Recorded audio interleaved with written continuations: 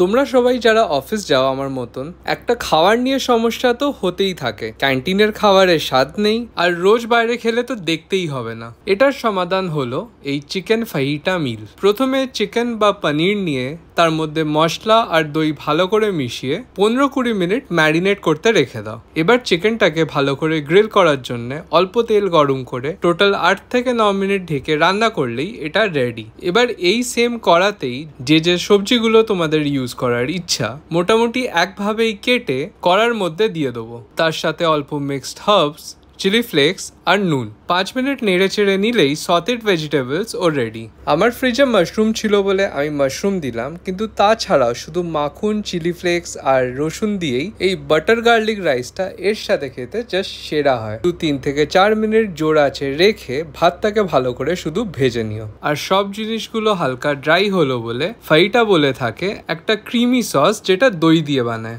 Enjoy করো, দেখা হচ্ছে পরের ভিডিওতে।